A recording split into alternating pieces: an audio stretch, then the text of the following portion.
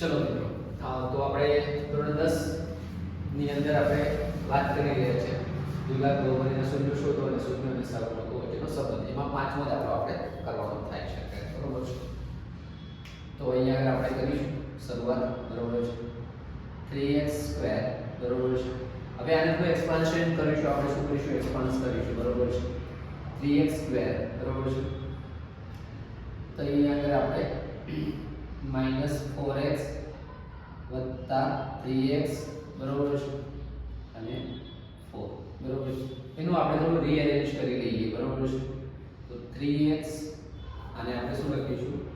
એકદમ પ્રેક્ટિકલી લઈ રહ્યા છે, જેથી કરીને બેઝિકમાં જે લર્નર હોય કે અત્યારે જે મેં 10 માંથી સ્ટાર્ટ કર્યું હોય, બરોબર છે, અને હાલ જ નમૂનો ના કર્યો હોય તો પણ એમને બધું થઈ શકે, બરોબર છે. તો અહીંયા વત્તા 3x બરોબર છે, અહીંયા આગળ 4x, જે અહીંયા 4x અને 4 બરોબર છે. બે ની પેર થઈ ગઈ હવે આપણે, બરોબર છે. 3x x વત્તા 1 બરોબર છે.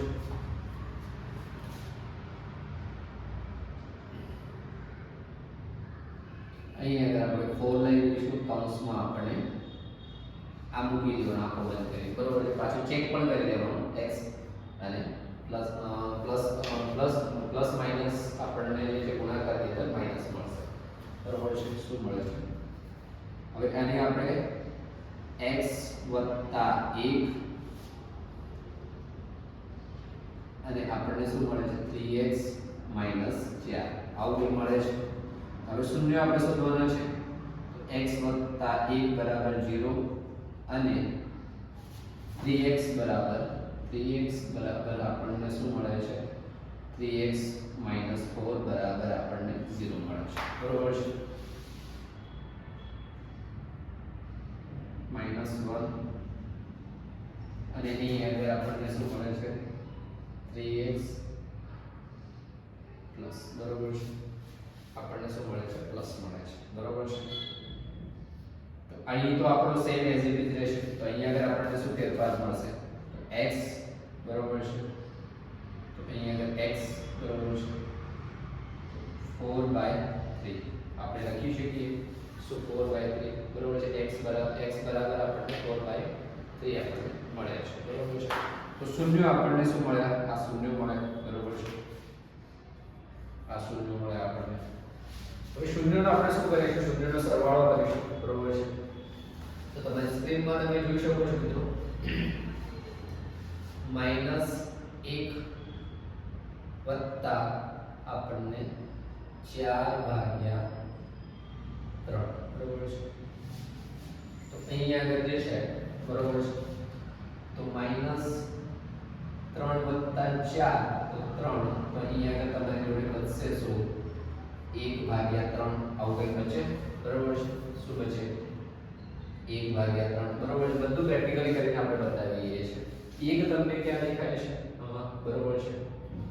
1 જે છે, બરોબર છે, x બરોબર છે. તો એનો મતલબ એવો થયો કે આ x નો સહગુણક છે, બરોબર છે. આ શું છે? તો -x નો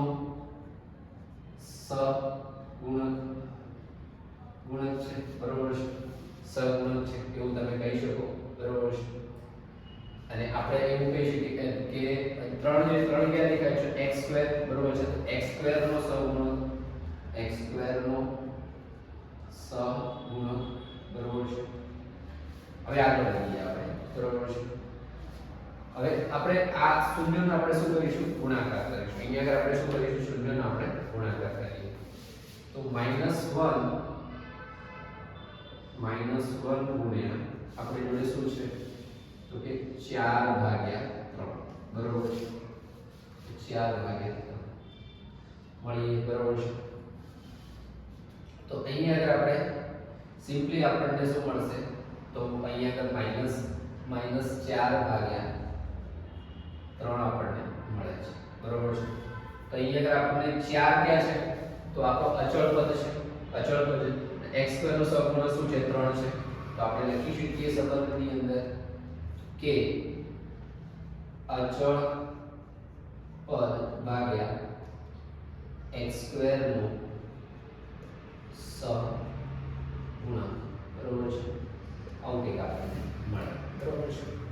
તો મિત્રો સરસ મજાનો દાખલો આપણો થઈ ગયો છે. બરોબર છે. મળીએ નેક્સ્ટ સેશન.